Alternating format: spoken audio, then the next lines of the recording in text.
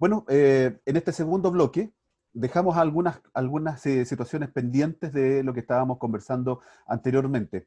Michelle, Rodrigo, Jorge, en un minuto para que podamos entrelazar lo que estábamos diciendo. Rodrigo, ya que quedaste ahí con la palabra. Sí, solamente profundizar un poco en el sentido de que cuando nosotros hablemos de sistemas previsionales vamos a tener que hacer análisis de todo tipo y de manera muy responsable. Yo siento, y no soy un defensor de las AFP, pero siento que la preocupación no debe ser no más AFP o sí más AFP. La preocupación debe ser mejores pensiones. Y eso se tiene que ver si puede ser un sistema mixto, un sistema de capitalización individual, porque muchas veces aquí se habla, por ejemplo, del sistema reparto, y Michelle tiró un dato muy duro al principio del programa, ¿cierto? Donde hablaba de la alta informalidad en la región. Y con sistema de reparto, con sistema de FP o con un sistema mixto, con lo que sea, el sistema de la informalidad y de falta de cotizantes o de bajas cotizaciones, el problema se va a generar igual.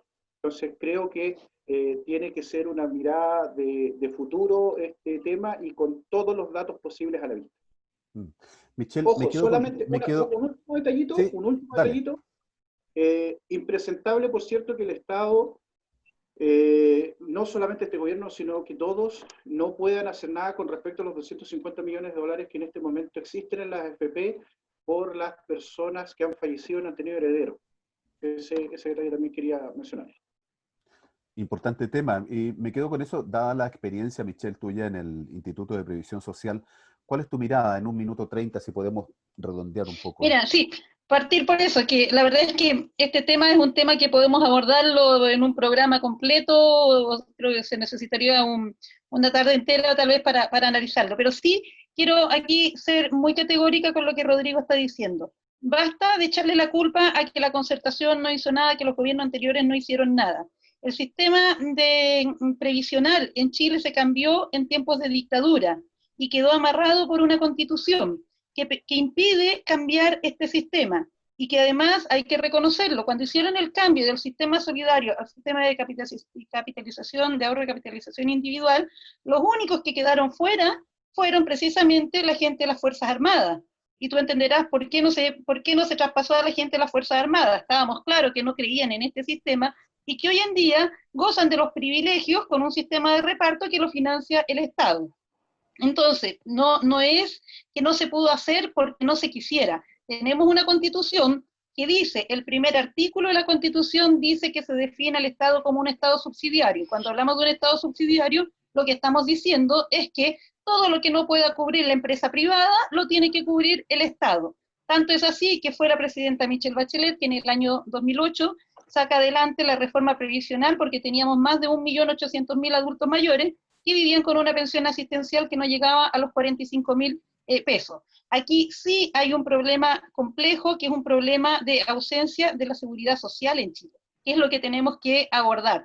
No es solamente cómo mejoramos las pensiones, no, aquí lo que tenemos que mejorar es el sistema de seguridad social, y eso tiene que ser con un fuerte trabajo del Estado, sin duda. Sí, concuerdo contigo que cuando se habla de un sistema de las bajas pensiones, también va apareado de condiciones laborales que son precarias y que efectivamente es un todo el que tenemos que abordar, pero para abordar esto, definitivamente necesitamos una nueva constitución. Hoy en día la constitución no permite reformar el sistema previsional que tenemos porque se necesita mayoría absoluta. Eso es lo más importante. Sobre las consecuencias y cómo hacerlo, yo creo que, como te digo, eso da para una pelea mucho más grande. Lo que sí quisiera decir, solamente como un dato, lo menciono siempre, en la región de los lagos, el 80% de los jubilados por AFP o por compañías de seguro pertenecen al pilar solidario con un aporte previsional solidario, ya sea porque se les terminaron los fondos o porque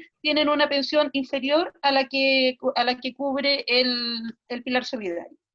Que importante, importante siempre, por eso recurro respecto de la experiencia tuya en el Instituto de Previsión Social.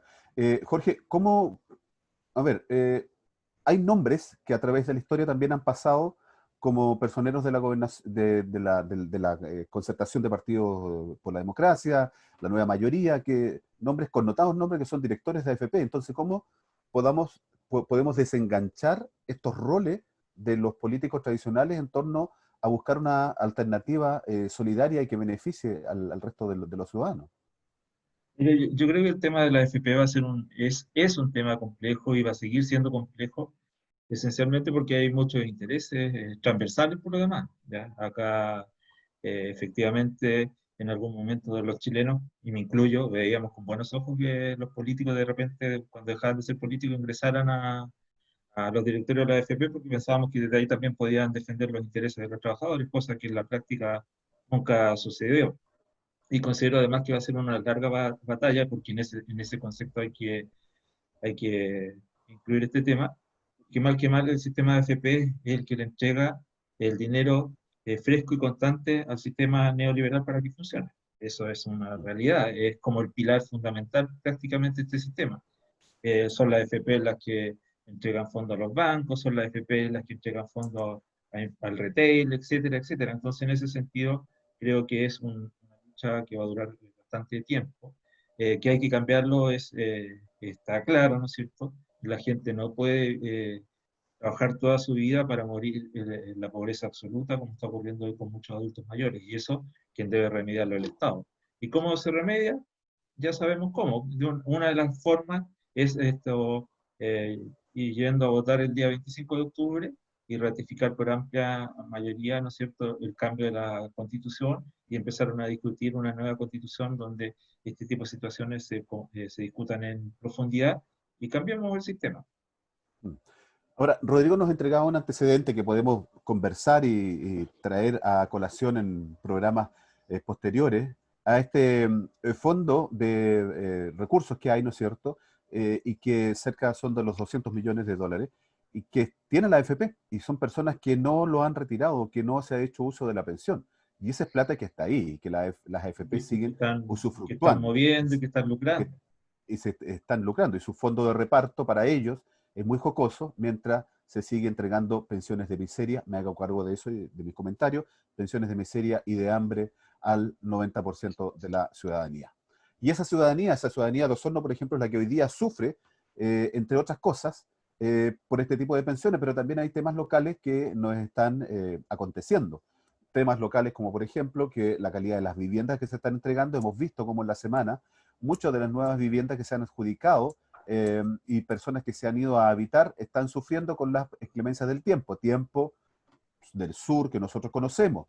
El tema, y no quiero dejarlo ahí en el tapete, sino que el municipio hoy día se ve expuesto a un pago, ¿no es cierto?, muy oneroso de sus caudales municipales, y que va en deterioro del presupuesto municipal. Jorge, si nos puedes ahí, por ejemplo, ilustrar con tu opinión, por favor. Sí, mira, sobre el primer tema de la construcción de vivienda, es alarmante la situación, porque no es solo que un proyecto tenga problemas.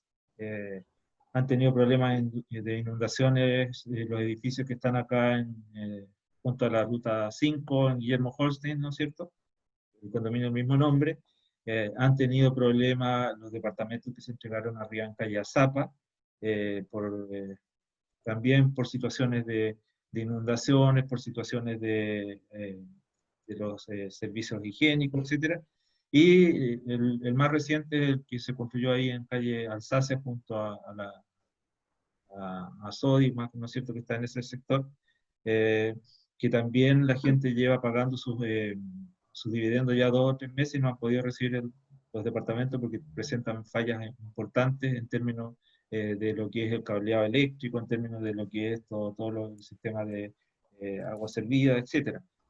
¿Cómo el municipio, Jorge, y cómo el municipio, a través de la dirección de obras, puede hacerse cargo de estas situaciones para salvaguardar a sus propios ciudadanos, digamos? Para allá iba esencialmente porque creo que ahí fallan todas las inspecciones técnicas, no solo la municipal, porque recordemos, por tratarse de proyectos de gran envergadura, el Ministerio de la Vivienda también tiene que contratar estos inspectores técnicos externos, ¿no es cierto?, que están considerados en el proyecto. Entonces, la pregunta es cómo esos inspectores técnicos están desarrollando su trabajo para que se presenten este tipo de problemas hoy en día y que termine perjudicando a la gente. Y obviamente quien recibe finalmente esto es la municipalidad, y ahí hay que revisar qué es lo que está pasando en la dirección de obra, si tienen el personal suficiente o no para poder revisar este tipo de obras que está entregándose hoy día en Osorno. Mm. Y Jorge, quiero que me des tu opinión, porque sin lugar a duda eres un referente respecto a lo que se inició en Osorno con el tratamiento de los residuos. ¿Qué te parece que hoy día el municipio de Osorno esté expuesto a esta demanda que hizo la empresa por los terrenos donde se estaba construyendo el vertedero y que perjudicaría enormemente el presupuesto municipal? Bueno, primero hay que decir que este es un fallo de primera instancia, ¿no es cierto?, que se da en el segundo juzgado civil de Osorno, y como fallo de primera instancia, obviamente el municipio lo perdió. No obviamente, porque en realidad nos enteramos después que en esta semana que lo perdió. Y cuando digo que es grave para la comunidad, porque cuando estamos hablando de que un juez en primera instancia condena que el municipio debe pagar 3.100 millones de pesos a la empresa, quiere decir que algo se hizo mal ahí, ¿ya? Yo espero que las autoridades políticas, ¿no es cierto?, de la municipalidad, alcalde y concejales hagan su trabajo y defiendan la posición municipal y la posición de la comunidad en la Corte de Apelaciones y en la Corte Suprema. Aquí hay que usar todas las instancias para poder defender los intereses de la comunidad. 3.200 millones, 3.100 millones de pesos, si lo sacamos a canastas familiares de 50.000 pesos, equivalen a 62.000 y tantas canastas. Estamos hablando de aproximadamente una canasta por hogar en Osorno. Y además, si entregáramos, por ejemplo, los subsidios de la vivienda, donde se le piden a la gente 30 UF de ahorro, esos 3.100 millones de pesos equivalen a 3.451 familias aproximadamente. Esa es la magnitud de lo que se perdió en primera instancia. Y ahí es donde uno también debe hacer la crítica política, porque en definitiva, a veces por cosas bastante menores, salen todos los actores políticos a condenar los hechos, y aquí no hemos visto ninguna reacción, ni de los concejales, ni de los diputados, ni de los senadores. Algunos se escudan que es un fallo de primera instancia. Creo que es una mala excusa, porque en definitiva no se puede guardar silencio ante esto, porque quiere decir que algo se hizo mal. Y desde mi perspectiva, eso mal se hizo cuando se le entrega a una empresa como Servitran, que no tenía la calificación técnica para desarrollar este proyecto. Y eso no lo digo yo, lo dice un informe, el informe POST, que lo contrata el gobierno regional para evaluar las propuestas que se hicieron en torno al vertedero La Laja en Puerto Montt, en Yanquihue, que está funcionando perfectamente, con algunas deficiencias, pero está funcionando, y cuando se evalúa el vertedero Curado. Y ese informe dice claramente que la empresa que estaban proponiendo adjudicar en Osorno no tenía la capacidad técnica para desarrollar el proyecto, y eso se ve reflejado hoy día en los resultados que tenemos, en términos que tenemos un relleno sanitario abandonado, en donde ya se han pagado 4.000 millones de pesos, y además le sumamos que en primera instancia se perdió una demanda en donde el municipio tendrá que pagar 3.100 millones de pesos. Gracias, Jorge. Michel, ¿o qué te merece esta situación en torno al plano local? ¿Cómo se están haciendo las cosas? ¿Qué es lo que se podría mejorar dentro del territorio? Mira, yo mientras escuchaba a Jorge me interesaba escuchar su opinión, porque Jorge además, como bien lo mencionaste tú, es un funcionario municipal de muchos años, como Dideco partió en esto, entonces creo que tiene harto que decir y de manera confiable. Mientras lo escuchaba yo pensaba, aquí tenemos graves problemas de rendición de cuentas. No solamente en el municipio, yo creo que todas las instituciones, a nivel de institucionales, lo que aparentemente hemos avanzado en esto de las cuentas participativas, tú te das cuenta en situaciones como estas que no hay tal. Esa cuestión de hacer el show, de ir a un hotel y con cafecito de por medio y que te den la cuenta pública y después un taller y se cierra, definitivamente no es participativo si no somos capaces de conocer la realidad de los números y de la gestión en este caso, de los gobiernos locales.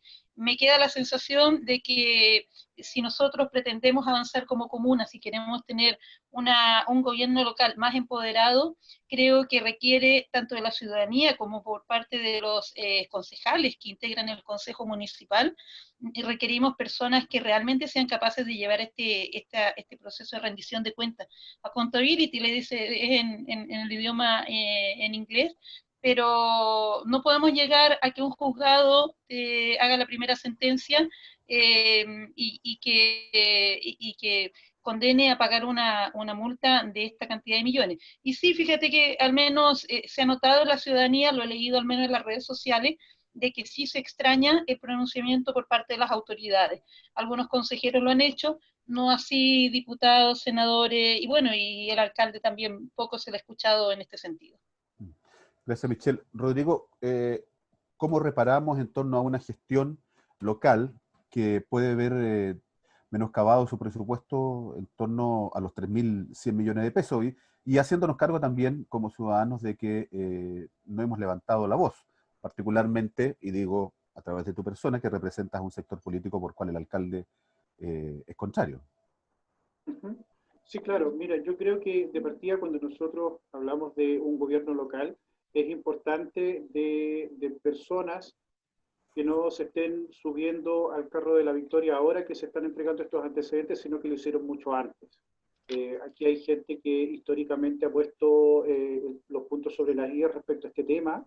Desafortunadamente, hoy día estamos viendo muchos municipios que con respecto al tema de no solamente del tratado de residuos, sino del tratamiento de residuos, sino que también luminarias, etcétera, ven compleja su transparencia en cuanto al manejo de recursos. No es menor la cifra que nos da Jorge, es preocupante el solo hecho de que, al margen de que sea un fallo en primera instancia, tener la posibilidad de perderlo sin lugar a duda, que es de suma preocupación. Comparto también el hecho de que hemos sido pocos los actores políticos que hemos salido a mencionar este tema. Pero es importante, digamos, de que se pasen las cuentas correspondientes respecto a esto, porque lo que está ocurriendo en Osorno no es menor.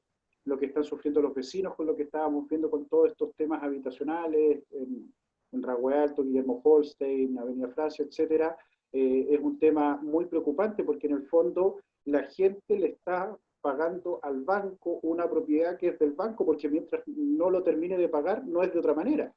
Entonces, es sin duda preocupante de que existan gobiernos locales tremendamente empoderados y a caballo en este tema. Así que sí, comparto plenamente de que es absolutamente preocupante el hecho de considerar de que se nos pueden ir de las arcas municipales 3.100 millones de pesos.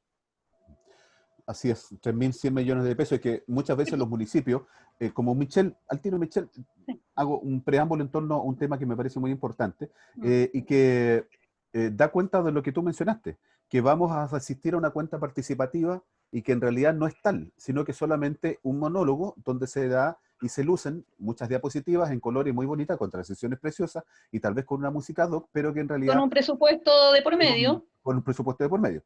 Y que muchas veces los dirigentes sociales son usados como carne de cañón en torno a eso, porque las demandas de la ciudadanía, la demanda de sus propios representados son muchas.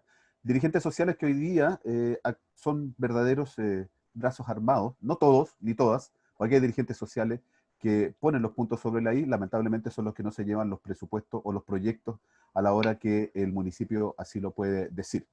¿Cuál es el rol de los dirigentes y las dirigentes sociales, Michelle, territoriales? Sí, no, mira, es un tema que me interesa mucho. Solamente quería mencionar que esto que estamos viviendo hoy día, que es en una magnitud mucho más grande del relleno sanitario, ya lo vimos pasar con la situación de Quiero mi barrio, del cual tenemos, la verdad es que como ciudadanía tampoco tenemos una respuesta clara de qué es lo que sucedió.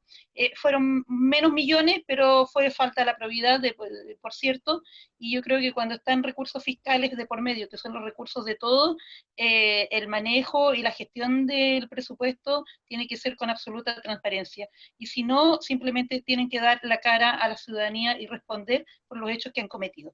Dicho eso, también concuerdo, José, contigo de que el rol del dirigente social muchas veces se trastoca o se pasa a llevar cuando queremos convertirlos en brazos armados de mi gestión y no respetamos lo que significa por sí los movimientos, las organizaciones sociales. Hoy en día las organizaciones sociales, muchas organizaciones sociales han hecho un trabajo tremendamente relevante en esta pandemia y lo han hecho de manera autogestionada. La verdad es que yo en lo personal me saco el sombrero por el movimiento de mujeres autoconvocadas que se ha dedicado a preparar ollas comunes en distintos barrios que hoy en día lo necesitan, y solamente con la solidaridad del pueblo, solo el pueblo ayuda al pueblo, dicen ellos, ¿no? Entonces, y resulta que de repente aparece un instructivo de la Secretaría de Gobierno y por medio de las municipalidades, donde se pretende intervenir estas ollas comunes o estos dirigentes, donde tienen que registrarse, tienen que sacar un permiso, tienen que tener una autorización, y además empiezan las instituciones a querer involucrarse. Yo creo que no corresponde. Creo que las instituciones tienen que hacer su trabajo, sin duda, lo hemos conversado en todo el programa, tienen que hacerse parte de esta situación y tienen que responder, pero no pueden entrometerse en los movimientos que son autogestionados, porque tenemos distintos roles y tenemos que empoderar a esas personas. Hoy en día, muchas veces hablamos del aislamiento social, del aislamiento individual, del aislamiento político. Pues por tanto, dejemos que esas instituciones se fortalezcan, no le tengamos miedo a la participación efectiva. Hoy en día las instituciones, con este modelo social que tenemos, con este modelo político que tenemos, buscan disfrazar la participación y no empoderan a quienes realmente se están fortaleciendo y lo están convirtiendo en una cultura, en una forma de vivir. Por tanto, rechazo de todo punto de vista que se intervengan aquellos movimientos que están trabajando con las ollas comunes y con los dirigentes sociales. No estoy de acuerdo que se instrumentalicen. Y lo mismo, aprovecho también de comentar una situación muy compleja que está pasando con una dirigente del movimiento feminista, que es Victoria Arriagada. A ella el juzgado de policía local la ha citado porque la indica como una de las responsables de la marcha del 8M, del 8 de marzo, por el Día Internacional de la Mujer. Es más, el día 8M fue el día domingo y en Osorno no se hizo marcha. Ella no estuvo presente, y la marcha que sí se hizo el día lunes 9 de marzo fue una marcha maravillosa, tremendamente pacífica. Creo que en años no habíamos visto una marcha tan bonita como la del lunes 9 de marzo, y por tanto no corresponde que se persiga a una dirigente por el solo hecho de ser dirigente. Da la impresión, y con esto termino, que el 18 de octubre no ha cambiado absolutamente en nada a quienes lideran las entidades, tanto locales como las entidades nacionales. Pero no se confundan, no ha cambiado nada en ellos. En la población sí ha cambiado, y esa población que hoy en día se está cuidando y se está protegiendo no va a dejar pasar cuando termine esto, porque se está pasando a llevar la dignidad de las personas. Eso es lo que creo, y creo que hay que dar una mirada al trato que se le está dando a los dirigentes sociales. Muchas gracias, Michelle. Rodrigo, en un minuto que podamos cerrar, en un minuto y medio que podamos cerrar este día y este recorrido de la semana en torno a noticias que hemos podido ir conversando y reflexionando. Sí, muy brevemente, yo creo que siempre el sector que represento, ¿cierto?, está muchas veces estigmatizado con ciertos dogmas que yo creo que es bueno ir soltando. Referente al tema de ollas comunes, yo estoy absolutamente de acuerdo en que las organizaciones sociales prestan una colaboración enorme, pero también me gustaría ver un rol más activo de las distintas instituciones gubernamentales. Coloco un ejemplo. Hace poco, tanto el senador Osandón como, no recuerdo con quién más estaba llevando a cabo, el tema de que, por ejemplo, los supermercados, cuando los alimentos faltan 1 o 2 semanas por vencer, se le entregan a un precio distinto a los funcionarios, y eso lo podrían a lo mejor trabajar para generar alimentos para la gente que más lo necesite. Ya, estos no son alimentos vencidos, sino que en el fondo se sacan de stock antes de tiempo en los supermercados por un tema de procedimiento. Entonces, ¿qué es lo que yo, por ejemplo, veo en Osorno que me gustaría quizá de que se trabajara de mejor forma, que tanto los colegios, no sé, Juan Ricardo Sánchez, Ovejería, Carlos Condel, etcétera, prestaran a lo mejor, no sé, sus casinos, se trabajara con esta implementación que está conversando Sandón, de que trabajar con estas organizaciones sociales que son realmente los que saben cuáles son los vecinos que tienen movilidad reducida, las personas adultos mayores que a lo mejor no pueden salir de casa, etcétera, y empezar a trabajar con las organizaciones sociales, sin arrogarse, digamos, ningún tipo de flashes ni todo eso que está ocurriendo, digamos, sino que trabajar con las organizaciones sociales, que en el fondo yo soy amigo de la AC, pero no se entusiasmen, no de la Asamblea Constituyente, sino que de la academia y de la calle. Yo creo que eso solamente te lo pueden proporcionar estas organizaciones sociales, y considero en el fondo de que si esto se instaurara en cada uno de los barrios de Osorno, evitaríamos que con este clima, por ejemplo, tengan que salir vecinos, y si bien es cierto, es muy romántico, suena muy bonito que el pueblo ayuda al pueblo, pero para eso existe un Estado, y para eso pagamos impuestos. Y creo que igual es súper complejo cuando nosotros, imagínense lo que significa para el mundo del emprendimiento o de los microempresarios que escuchan de que particularmente en Osorno se tuvieron que soportar el tema de sal, el tema del estallido social, el tema de la pandemia, y hoy día más encima tienen que escuchar muchas veces, mira, ahora los otros movimientos, o sea, ahora sí que vamos a salir a la calle, pero con todo.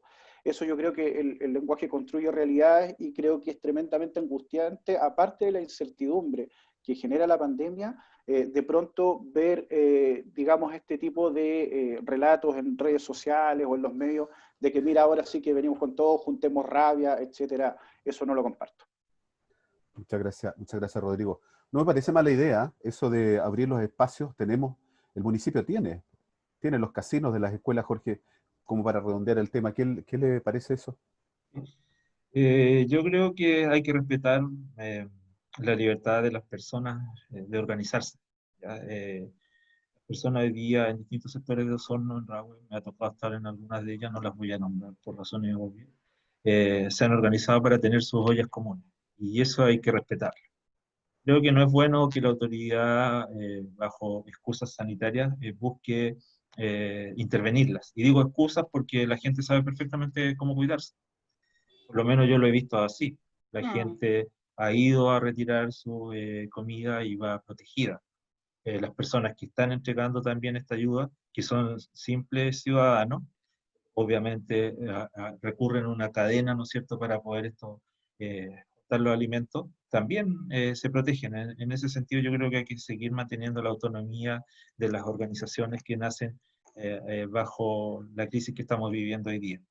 En términos de lo que es la situación dirigencial, yo creo que todos los que estamos por lo menos en este foro, con pequeñas diferencias, creemos en la participación, ¿no es cierto? Pero no creemos en una participación manipulada, no creemos en una participación en donde haya que seguir lo que dice el cacique que está de turno en la administración, ya sea regional o municipal. Creemos en una participación efectiva, en donde la gente, ¿no es cierto?, pueda determinar el futuro en términos de los grandes proyectos que quiere para la ciudadanía, ¿no es cierto? Y en ese sentido hay que promoverla. Y esencialmente hay que promover el respeto a los dirigentes, porque en definitiva cuando tú intervienes a las organizaciones le estás faltando el respeto a los dirigentes.